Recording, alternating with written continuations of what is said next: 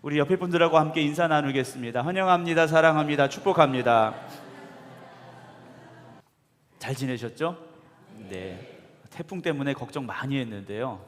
다행히 큰 피해 없이 지나가서 얼마나 감사한지 모르겠습니다.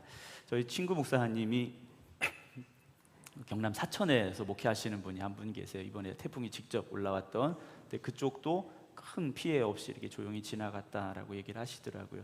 근데 이제 양쪽 옆에 이제 동해안, 서해안 쪽이 좀 비도 더 많이 오고 바람도 많이 불었는데요. 그래도 하나님의 은혜 가운데 이렇게 잘 보낼 수 있음을 감사를 드립니다. 우리 인생에도 이런 뜻밖의 일들이 찾아올 때가 있습니다. 그럴수록 하나님 앞에 모든 것 맡기고 또 믿음으로 기도하시며 승리의 길로 나아가는 우리 모든 성도들 되시기를 주님의 이름으로 축원합니다. 아이들이 앞에서 뛰니까요, 제 가슴이 막 뛰네요. 네. 저도 어릴 때가 있었는데 하는 생각이 또 들었습니다. 지금 다시 어릴 때로 돌아간다면 이라는 생각을 해봤어요. 제가 다시 어려진다면, 뭐 그럴 수야 없겠지만 다시 어려진다면 이라는 생각을 한번 해봤습니다. 제가 앉아서 아이들 보면서 그런 생각을 해봤어요. 다시 어려진다면 그런 생각을 해봤는데요, 지금보다 더 나은 내가 될 수 있을까라는 생각을 해봤어요. 지금보다 더 나은 내가 될 수 있을까? 그럴 수도 있고 아닐 수도 있겠다. 뻔한 대답이겠지만 그런 대답을 가지게 됐습니다. 왜냐하면 어릴 때의 나와 지금의 나 사이에 그 과정이라는 게 있지 않습니까? 이 아이들 이제 보면, 어제도 아이들하고 예배를 드리면서, 첫 개회 예배를 드리면서 이렇게 따져보니까요, 저도 성경학교를 한 지가 40년이 넘어갔더라고요. 그래서 애들하고 내가 나이가 이렇게 많이, 죄송합니다. 제가 나이를 이렇게 먹었구나라는 생각이 들더라고요.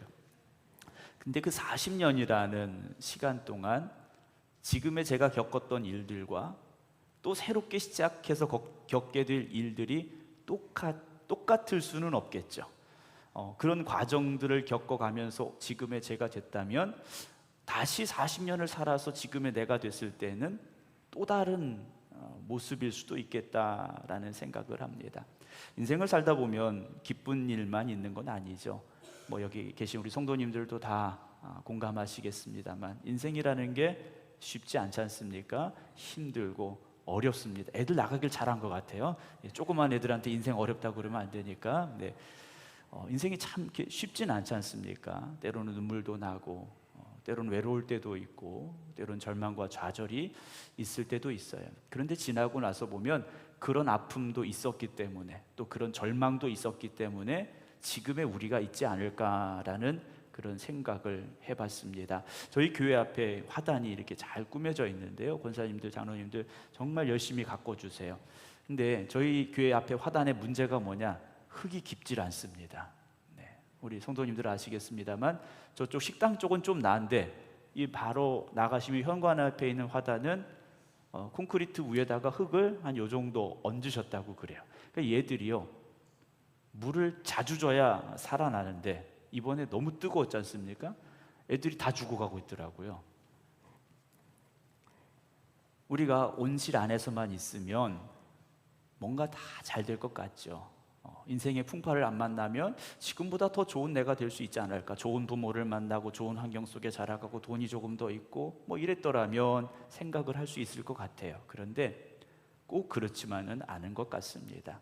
때로는 태풍도 한번 겪어봐야 되고, 때로는 뜨거운 햇빛 아래서 쓰러질 대로 한번 또 쓰러져 봐야 되고, 한겨울에 그 추위 속에서 한번 덜덜 떨어봐야 되고, 흔히 말하는 눈물 젖은 빵도 먹어봐야 우리의 인생이 더 성숙해지지 않을까라는 생각을 해봐요. 그래서 하나님께서는요, 우리에게 뭘 주십니까? 어려움도 주십니다. 우리에게 풍요로움만 주지 아니하십니다. 어려움도 주시고 환난도 주시고 때로는 고민도 하게 하셔요. 그런데 더 감사한 것은 감당할 시험을 주신다라는 거 아니겠습니까? 감당할 시험을 주시고 감당할 능력을 주시고 피할 길도 주시고, 오늘 그 하나님께서 우리와 함께 하시는 은혜가 있기를 주님의 이름으로 축원합니다. 사람은 태어날 때 뭐 흔히 말하죠. 뭐 금수저를 잡고 태어난다, 은수저를 가지고 태어난다 이야기하지만 제가 보니까 아무것도 안 가지고 태어납니다. 네, 태어날 때 뭘 가지고 태어난 사람은 한 명도 없어요. 그러니까 부모로부터 받은 것이지 자기가 가지고 태어난 사람은 단 한 명도 없습니다. 그렇죠? 여기 태어나실 때 금수저 들고 태어나신 분 없을 거예요. 근데 저도 안 그랬거든요. 그런데 빈손으로 왔는데 인생이라는 걸 살다 보면 어떻습니까? 그 빈손에 뭔가를 자꾸 잡고 싶어지더라는 거예요. 잡고 싶은데 뭘 잡고 싶습니까? 좋은 걸 잡고 싶은 거예요. 금수저를 잡고 싶은 거예요. 더 지금보다 나은 것들을 잡고 싶어 하더라는 거죠. 오늘 야곱에 관한 말씀을 나누려고 합니다. 야곱은 여러분들이 너무나도 잘 아시는 대로 쌍둥이입니다. 쌍둥이인데 안타깝게도 형이 아니라 동생으로 태어나죠. 창세기 25장 26절입니다.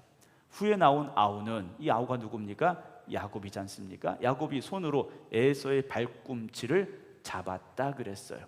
놀라운 일이 하나 있습니다. 이 야곱이 태어나는데 이 야곱은요, 태어날 때 뭔가 잡고 나왔어요. 근데 잡은 게 뭡니까? 형의 발 뒤꿈치를 잡은 거예요. 왜 잡았겠습니까? 형하고 너무 좋아서, 어머니 뱃속에서 사이가 너무 좋아가지고 형 먼저 나가니까 같이 가자고 잡았겠습니까? 성경의 내용을 보면 전혀 그렇지 않습니다. 왜 잡았습니까? 내가 먼저 나가고 싶었어요. 내가 먼저 장자가 되고 싶었다라는 거죠. 그래서 야곱의 일생을 보면요, 장자가 되기 위해서 혈안이 된 모습을 보여줍니다. 창세기 25장 29절 30절입니다. 야곱이 죽을 쑤었더니 에서가 들에서 돌아와서 심히 피곤하여 야곱에게 이르되 내가 피곤하니 그 붉은 것을 내가 먹게 하라 그래요. 이 에서는 이제 사냥을 잘해서 사냥을 하러 밖으로 나갔고, 야곱은 주로 이제 장막 안에서 삶을 살아갔는데, 야곱이 어느 날 이제 죽을 쏘는 겁니다. 우리로 말하면 죽이지만 이제 스프를 끓여 놓은 거예요. 콩스프를 끓여 놨는데 에서가 들어와서 배고프니까 야곱한테 그런 거죠. 내가 너무 배고파. 네가 끓여 놓은 저 죽을 내가 좀 먹었으면 좋겠다. 그랬더니 야곱이 기다렸다는 듯이 이렇게 말하죠. 31절에 야곱이 이르되 형의 장자의 명분을 오늘 내게 팔아라 그래요. 장자의 명분을 그 주간 그릇하고 바꾸자라고 야곱이 형에게 요구했더라는 거예요.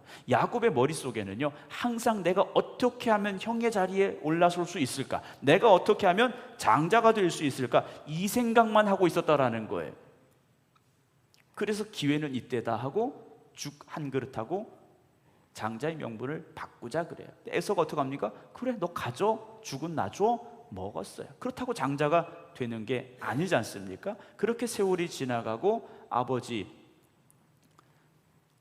이삭이 이제 나이가 들어갔어요. 나이가 들어서 죽기 전에 장자에게 축복을 해야 되는데 27장입니다. 야곱이 아버지에게 받은 나는 아버지의 맏아들 에서로쓰이다 그래요. 이 상황은 여러분들이 아시지 않습니까? 아버지 이삭이 장자의 축복을 하려고 장자 에서를 불렀어요. 야, 에서야, 너 가서 사냥해가지고 맛있는 음식을 해와라. 내가 그거 먹고 힘을 내서 너한테 힘을 다해서 축복할게. 그래서 에서가 사냥을 하러 나갑니다. 근데 이걸 어머니가 듣고 있었어요. 어머니가 듣고 불쌍한 이 야곱을 위해서 해서는 안 될 일을 하는 거죠. 야곱을 형 에서처럼 꾸며서 변장을 시키고 그럴듯하게 만들어서 음식 맛있게 해서 들어가게 했죠. 그랬더니 아버지가 이상하다 그래요. 야, 어떻게 이렇게 빨리 왔니? 너 목소리가 아닌 것 같은데. 근데 야곱이요, 형인 척하고 뭐라고 말합니까? 아버지 마음껏 내게 축복하소서 그래요. 그 축복은 뭡니까? 장자의 축복이었어요. 야곱은요, 아버지로부터 받는 장자의 축복을 받으려고 아버지까지 속였더라는 거죠. 그런데 장자의 축복을 받기는 받았는데 현실은 어땠습니까? 형 에서가 자기를 죽이려고 합니다. 그래서 결국 집을 떠나 외삼촌 라반의 집으로 도망가는 신세가 되고 말았더라는 거죠. 도망가서 어떻게 합니까? 잘 살아보려고 노력을 하죠. 그런데 마음에 드는 예쁜 여인을 보게 되죠. 레아와 라헬, 자매였던 이들을 만나게 되는데 그중에 라헬을 더 사랑하게 되죠. 그래서 결혼을 하려고 하는데 31장 41절입니다. 내가 외삼촌의 집에 있는 이 20년 동안, 자, 도망가서 몇 년을 살았습니까? 20년을 살았어요. 강산이 변해도 두 번이 변할 세월을 외삼촌의 집에서 보내게 됩니다. 그동안 야곱은 결혼을 하게 되는데 외삼촌의 두 딸을 위하여 14년을 보내게 되죠. 왜 그렇습니까? 자기가 사랑하는 여인과 결혼하고 싶었는데 외삼촌은요, 안 된다, 언니 먼저 가야 된다 하고 언니를 슬쩍 첫날 밤에 야곱에게 들여보냈더라는 거예요. 그래서 야곱이요, 화가 났지만 어쩔 수 없이 레아와 라헬을 위해서 14년을 일하게 되죠. 그리고 외삼촌의 양떼를 위하여 6년을 일하게 되죠. 그 20년의 세월을 보내게 됩니다. 처절한 삶이었지만 야곱은요, 견뎌내고 또 견뎌냈어요. 얼마나 불쌍했느냐. 외삼촌이 야곱의 품삯을 10번이나 바꿨더라는 거죠. 계약서를 쓴 겁니다. 야곱하고 외삼촌하고 계약서를 썼는데 그 계약서를요 10번이나 바꿨다라는 거예요. 조금 있다 보니까 외삼촌이요, 이렇게 하면 안 될 것 같아, 또 바꾸고 또 바꾸고 또 바꿨더라는 거예요. 야곱은요, 성공하고 싶었고 부자가 되고 싶었고, 그런데 현실은 그렇게 녹록하지 않았더라는 거예요.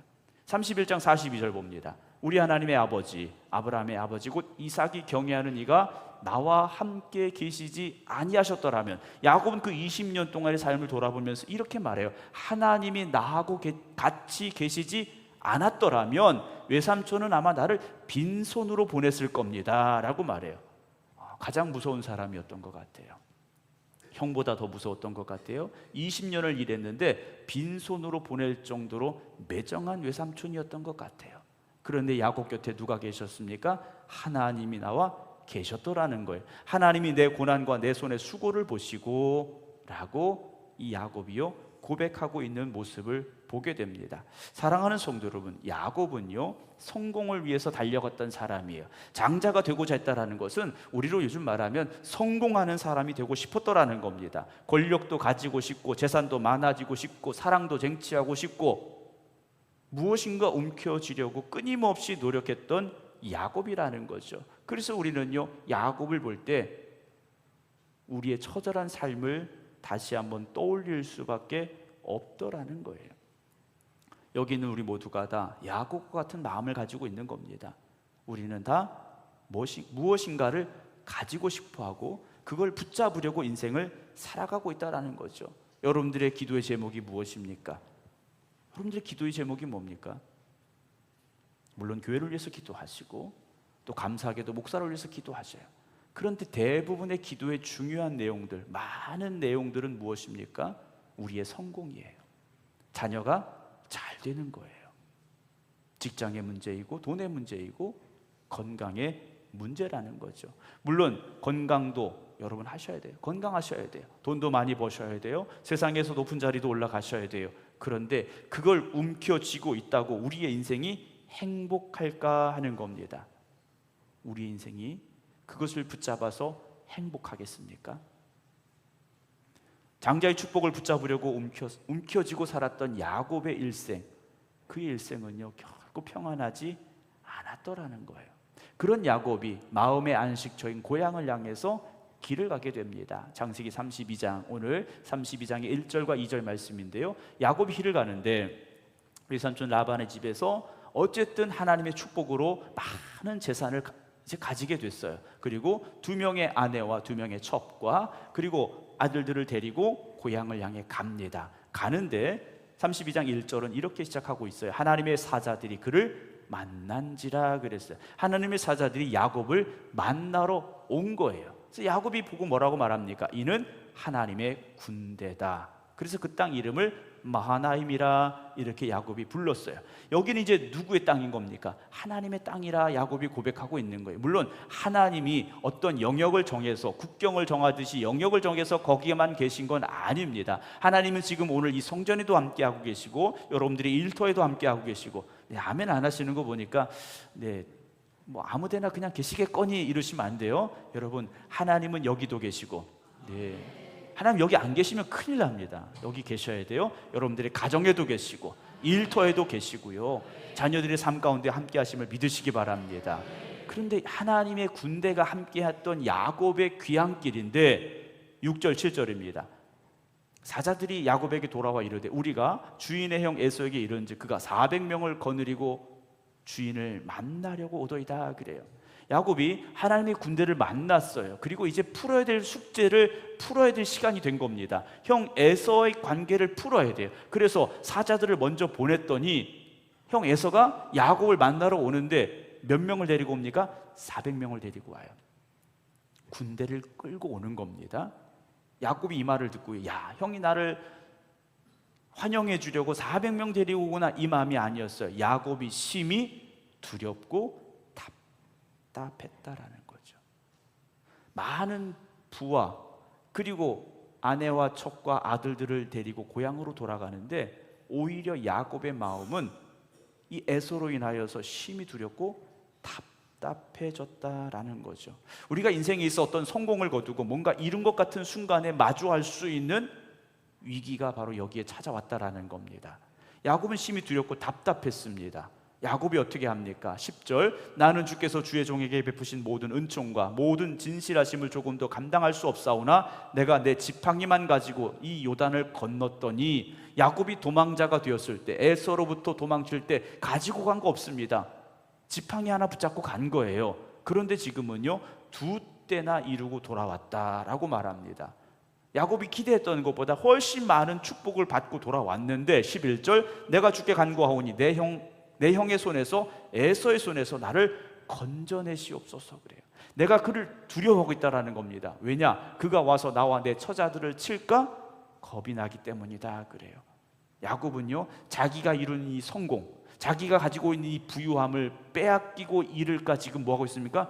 두려워하고 있다라는 거죠. 우리가 세상의 것을 붙잡고 그것으로 기뻐하고 만족하는 순간 어떻게 되겠습니까? 그것을 잃을까 봐 걱정하기 시작할 수밖에 없습니다. 돈이 자랑인 사람은요, 그 돈을 잃을까 봐 걱정하게 돼 있어요. 건강이 자랑인 사람은 그 건강을 잃을까 봐 더 몸부림치고 있음을 보게 됩니다. 권력을 잡은 사람은요, 그 권력의 최고봉에 섰을 때 그 자리에서 밀려날까 두려워할 수밖에 없더라는 거죠. 야곱도요, 자기가 이룬 이 성공을 잃을까 봐 지금 두려워하고 있음을 그의 입을 통해서 스스로 고백하고 있음을 보게 됩니다. 13절에 야곱이 거기서 밤을 지내고 그 소유 중에서 형 에서를 위하여 예물을 택하니, 형에게 이제 예물을 보내게 돼요. 마음을 좀 풀어라. 형, 내가 이렇게 성공해서 돌아와서 형에게 이 좋은 걸 보내니까 형 이 선물 받고 마음 풀어라 하면서 보낸 예물의 숫자가 14절에 있습니다. 암염소가 200, 순염소가 20, 암양이 200, 순양이 20, 전나는 낙타 30, 그리고 그 새끼 암소가 40, 황소가 10, 암나귀가 20, 새끼가 10. 엄청나게 많은 선물을 형에게 보내요. 선물을 보냈으면, 야, 형이 이 선물 받고 기뻐하며 오겠지, 마음을 놓아야 되는데 21절입니다. 그 예물은 그에 앞서 보내고 그는 무리 가운데서 밤을 지내다가 그랬어요. 밤에 뭐 해야 됩니까? 편안하게 자야 돼요. 그런데 야곱은요, 그 밤에 잠을 잘 수가 없었어요. 형을 위하여서 많은 선물을 보냈는데도 불구하고 야곱의 마음은 여전히 두려웠다라는 거죠. 우리의 인생이 그런 밤을 지금 보내고 있는 건 아닙니까?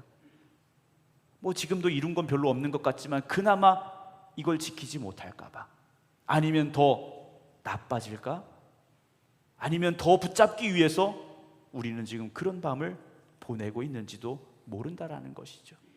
지금 빈손일 수도 있고, 아니면 뭔가 쥔 것 같지만 또다시 빈손이 될까 우리는 두려울 수 있다라는 겁니다.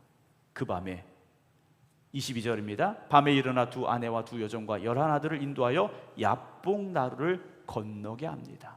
모든 재산, 모든 가족을 이 요단강을 건너서 보내게 돼요. 야복나루를 통해서 건너게 되는데 23절에도 그들을 인도하여 시내를 건너가게 하며 그의 소유도 건너가게 하고, 24절입니다. 야곱은 홀로 남았어요. 처음 도망칠 때처럼 또다시 혼자가 됐고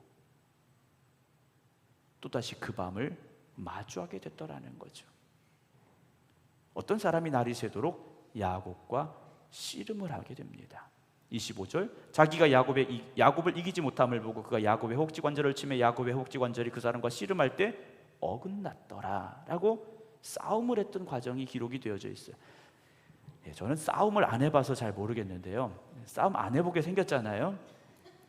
근데 웃으시는 분들은 저의 과거를 알고 계신가요? 네. 싸움 좀 해봤다 하시는 분들은 일단 싸우려면 멀리 떨어져서는 싸울 수가 없습니다. 그렇죠? 가까이 가야 돼요. 그리고 상대방을 붙잡아야 됩니다. 상대방을 붙잡지 않고는 싸울 수가 없어요. 제가 예전에 학교 다닐 때 유도를 좀 배웠습니다. 유도를 좀 배웠는데, 유도라는 경기는요, 상대방을 잘 붙잡아야 돼요. 상대방을 잘 붙잡지 못하면 상대방을 쓰러뜨릴 수가 없습니다. 야곱은 오늘 하나님을 그 밤에 만나게 되고 하나님과 싸움을 하고 있는 과정이 바로 오늘 본문의 말씀이에요. 자, 누가 찾아오실 겁니까? 하나님이 찾아오셨어요. 야곱이 하나님을 찾은 것이 아니라 하나님이 찾아오셨더라는 거예요. 그리고 싸움을 걸어오신 거예요. 왜 그러셨을까요? 야곱을 한 대 쳐서 평생 동안 다리 저는 불구가 장애인이 되게 하려고 하나님 찾아오셨을까요? 그렇진 않은 것 같아요.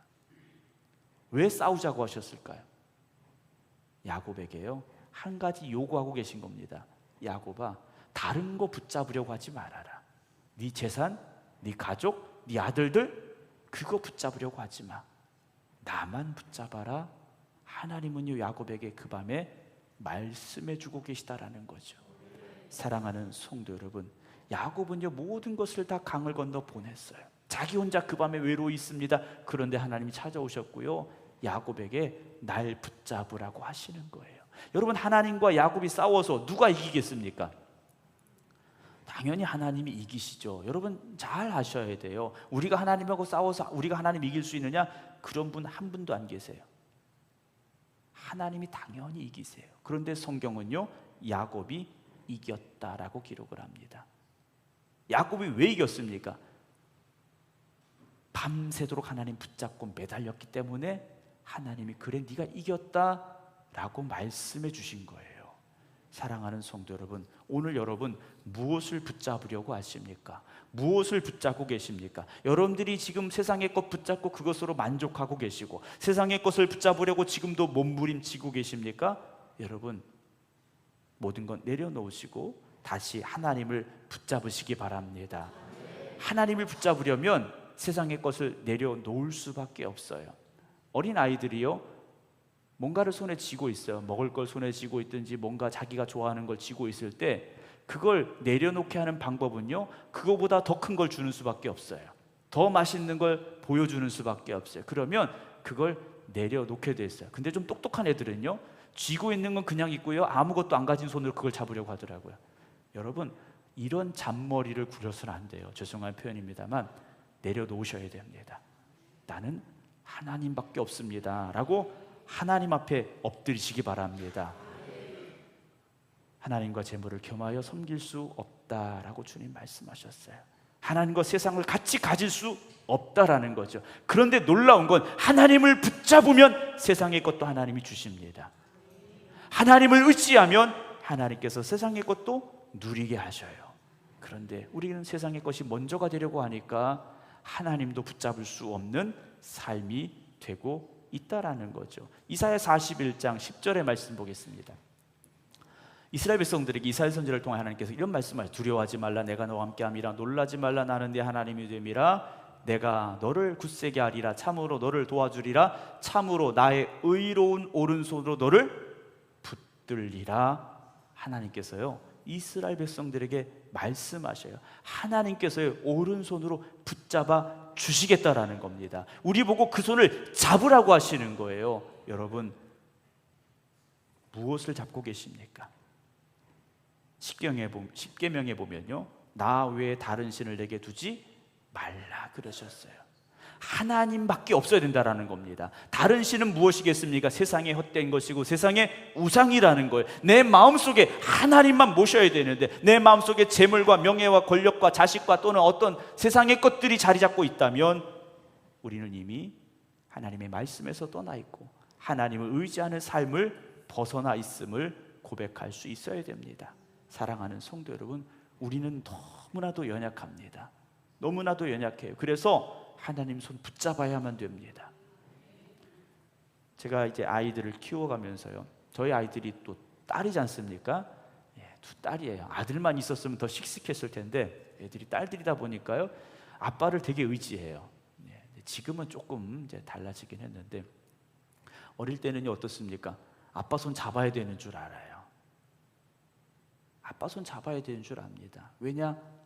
잘 못 걸어가니까 아빠 손 잡아야 되고, 잡고 이제 가다 힘들면 어떻습니까? 두 팔을 벌려요. 이게 뭡니까? 안아달라는 거지 않습니까? 여러분, 우리가 그런 마음을 가지고 오늘 하나님 앞에 다시 서기를 원합니다. 하나님, 나는 연약합니다. 나는 부족합니다. 하나님, 나를 붙잡아 주시고 나를 품에 안아 주시옵소서. 그 고백이 있기를 원합니다. 세상의 것은 영원하지 않습니다. 권력도 지나가고요, 재물도 지나가고요, 건강도 지나가요, 사람도 지나갑니다. 그러나 하나님은 영원하심을 잊지 마시기 바랍니다. 오늘도 세상의 것을 바라보았던 우리의 눈을 들어 주님 바라보길 원합니다. 세상을 잡았던 우리의 손이 주님 손 붙잡길 원합니다. 고백할 수 있는 우리 모두가 되기를 주님의 이름으로 축원합니다. 기도하겠습니다.